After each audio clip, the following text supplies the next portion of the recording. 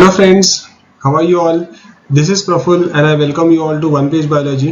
तो dear students, आज के वीडियो में we will discuss part 2 of lac operon mechanism.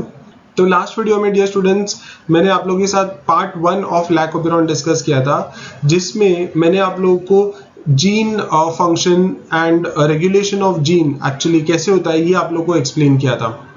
सो अगर आपको वो कॉन्सेप्ट अच्छे से समझ गया है तो डेफिनेटली आपको आज का video which is focused on कि लैक ओपेरॉन कैसे एग्जैक्टली काम करता है ये आपको अच्छे से समझ में आएगा. अगर आपने पार्ट 1 ऑफ लैक ओपेरॉन नहीं देखा है तो प्लीज जाके पहले लैक ओपेरॉन पार्ट 1 वीडियो देखना डियर स्टूडेंट्स, बिकॉज वो इंपॉर्टेंट है और वो आपको अगर समझ में आया कॉन्सेप्ट तो ये जो एक्चुअल मैकेनिज्म है लैक ओपेरॉन का वो आपको बहुत अच्छे से समझ में आएगा. तो चलिए डियर स्टूडेंट्स आज का वीडियो स्टार्ट करते हैं. Let's understand how exactly lac operon functions. Dear students, before actually starting the concept of lac operon पहले जान लेते हैं कि ये जो लैक ओपेरॉन है इसकी जो डिस्कवरी है वो किसने की थी. तो यहाँ पे दो बड़े साइंटिस्ट डियर स्टूडेंट्स, एक का नाम था फ्रैंकोइस जैकब एंड दूसरे का नाम था जैक्स मोनोड. ये दोनों भी काफी ग्रेट साइंटिस्ट थे. फ्रैंकोइस जैकब जो थे बेसिकली ये जेनेटिस्ट थे एंड जैक्स मोनोड जो थे वो एक बायोकेमिस्ट थे डियर स्टूडेंट्स. एंड इन दोनों को एक्चुअली नोबेल प्राइज मिला फॉर डिस्कवरिंग लैक ओपेरॉन. इन दोनों ने मिलके एक्चुअली एक जीन कैसे फंक्शन करती है और वो कब एक्चुअल में प्रोटीन फॉर्म कर सकती है depending on the requirement of the cell, ये इन्होंने एक्चुअल एक मॉडल, एक सेल्यूलर मॉडल के साथ एक्सप्लेन करके दिखाया एंड इसीलिए उनको नोबेल प्राइज भी मिला. तो dear students let us see कि Francois Jacob and Jacques Monod इन्होंने एग्जैक्टली क्या एक्सप्लेन किया था लैक ओपेरॉन में. जैसे आप देख सकते हो कि लैक ओपेरॉन, यहाँ पे बेसिकली दो टर्म्स है, लैक और operon. First of all lac का मतलब क्या है? Lac comes from the word lactose जो कि एक शुगर का नाम है. It is a disaccharide sugar. और यहाँ पे ओपेरॉन का मतलब क्या है? It is a polycistronic gene. मतलब बेसिकली ओपेरॉन क्या होता है? It is a set of many genes. जैसे प्रीवियस वाले वीडियो में मैंने आप लोगों के साथ डिस्कस किया था कि बैक्टीरियाज के केस में जनरली पॉलीसिस्टोनिक जीन्स होते हैं. पॉलीसिस्टोनिक जीन्स यानी कि अलग अलग जीन्स होते हैं जो कि डिफरेंट एंजाइम्स के लिए कोड करते हैं और ये अलग अलग जीन्स का एक ही प्रमोटर होता है. तो ऐसा क्यों होता है? क्योंकि बैक्टीरिया अपना एनर्जी कॉन्जर्व करना चाहता है, वो अपना एनर्जी सेव करता है. सो ओपेरॉन का मतलब होता है कि कलेक्टिवली काफी सारे अलग अलग जीन्स जो अलग अलग एंजाइम्स के लिए कोड करते हैं, उन सारी जीन्स का एक कॉमन प्रमोटर होता है. साथ ही साथ प्रमोटर के साथ एक एक्स्ट्रा जीन भी होती है जिसको अक्सर हम रेगुलेटरी जीन बोलते हैं. और रेगुलेटरी जीन भी होती है और एक सीक्वेंस होता है जिसको हम लोग ऑपरेटर सीक्वेंस भी बोलते हैं. तो डियर स्टूडेंट्स जब ये कलेक्टिवली सारे genes along with the operator and the promoter and the regulatory gene जब ये एक साथ प्रेजेंट होते हैं, ऐसे सारे सेट ऑफ जीन्स को हम ओपेरॉन बोलते हैं. And generally this operons are present in the bacterias. तो जैसे कि यहाँ पे एक लैक ओपेरॉन का एग्जांपल है अपने सामने, ऐसे काफी सारे अलग अलग टाइप के ओपेरॉन्स भी होते हैं बैक्टीरियाज में. जैसे कि ट्रिप ओपेरॉन है, वेलिन ओपेरॉन होता है, हिस्टिडिन ओपेरॉन होता है, एक्सेट्रा एक्सेट्रा. बट अपने सिलेबस में we are going to focus on lac operon only. So dear student जैसे कि आप अभी यहाँ पे देख सकते हो कि अलग अलग टाइप के जीन्स है, स्ट्रक्चरल जीन्स है लैक ओपेरॉन में, जैसे कि Z, Y और A. तो लैक-Z जीन, ठीक है, और लैक-Y जीन और लैक-A जीन भी है. These are structural genes. उसके पहले एक ऑपरेटर सीक्वेंस है और ऑपरेटर सीक्वेंस के पहले एक प्रमोटर रीजन है, प्रमोटर रीजन. फिर उसके पहले एक आता है regulatory gene. As you can see, this yellow color का thing is regulatory gene which codes for repressor protein. और regulatory gene के पहले एक promoter आता है which is promoter for the regulatory gene. मतलब ये जो regulatory gene है उसका खुद का भी promoter है because that gene itself codes for a regulatory protein. तो ये मोटा मोटा guys in this lac operon आप लोग को सिर्फ majorly क्या याद रखना है कि these are the main structural genes, that is lac-Z, lac-Y and lac-A, जो कि अलग अलग एंजाइम्स के लिए कोड कर रहे हैं. Like Z is coding for beta galactosidase, Y for permease and A for transacetylase. और ये जो स्ट्रक्चरल जीन्स है इनके पहले जो इंपॉर्टेंट सीक्वेंस है वो है ऑपरेटर सीक्वेंस और उसके पहले एक आता है प्रमोटर सीक्वेंस.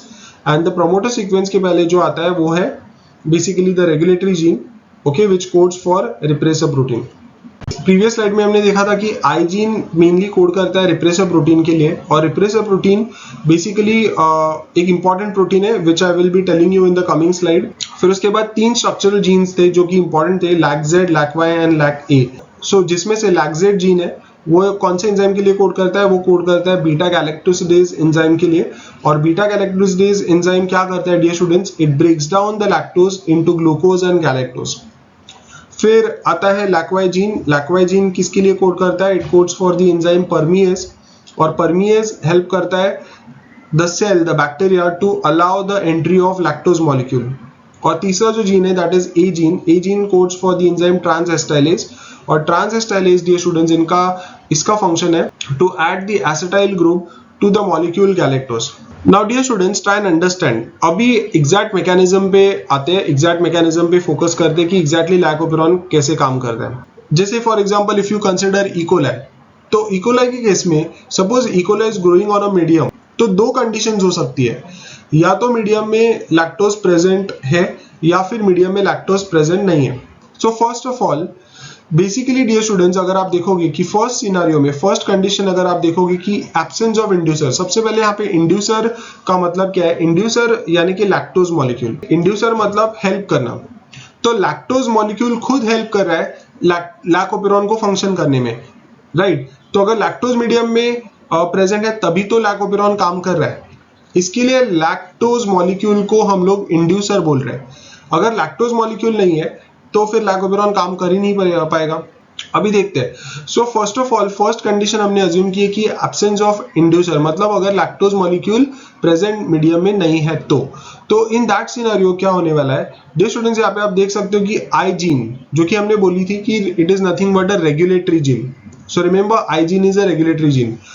आई जीन कोड करती है रिप्रेसर प्रोटीन के लिए, मतलब अल्टीमेटली रेगुलेटरी जीन जो है वो रिप्रेसर प्रोटीन को कोड करेगी, रिप्रेसर प्रोटीन बनाएगी। कैसे बनाएगी, ऑब्वियसली वाया ट्रांसक्रिप्शन फर्स्ट, उसमें से रिप्रेसर का mRNA फॉर्म होगा एंड mRNA से अल्टीमेटली प्रोटीन फॉर्म होगा।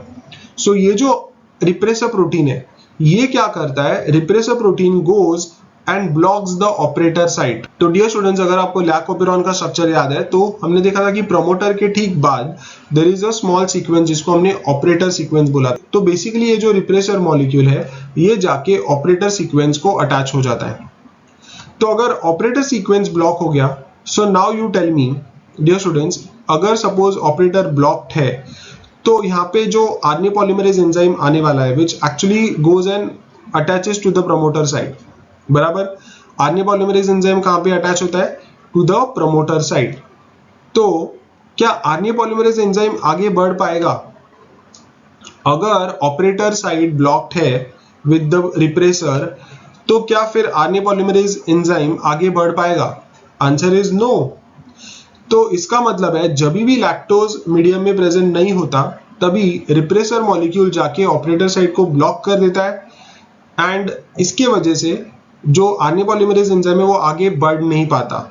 और क्योंकि वो आगे नहीं बढ़ पाता तो ये तीनों भी जो जीन्स है that is LAC-Z, LAC-Y and LAC-A, इनके mRNA भी नहीं फॉर्म होंगे और इनके एंजाइम्स भी नहीं बनेंगे। इसका मतलब है if lactose is not present in the medium, ये जो तीनों भी एंजाइम्स है ये फॉर्म नहीं होने वाले and bacteria is actually going to save energy। तो it is ideally very good for the bacteria कि जब भी लैक्टोज प्रेजेंट मीडियम में नहीं है तो ये एंजाइम्स को ना बनाए। That's why dear students ये रिप्रेसर मॉलिक्यूल जाके ऑपरेटर को ब्लॉक कर रहा है और लैकोपेरॉन एक तरह से अभी स्विच्ड ऑफ है। अभी दूसरी कंडीशन हम लोग अज्यूम करते हैं ना। दूसरी कंडीशन क्या है, इन प्रेजेंस ऑफ इंड्यूसर। इसका मतलब क्या है, इन जब भी लैक्टोज मीडियम में प्रेजेंट होगा तब। अभी आप ध्यान से देखना डियर स्टूडेंट्स यहाँ पे नीचे कि यहाँ पे इंड्यूसर मॉलिक्यूल, मतलब इंड्यूसर कौन है, लैक्टोज। यहाँ पे लैक्टोज जाके किसको बाइंड हो रहा है, रिप्रेसर को।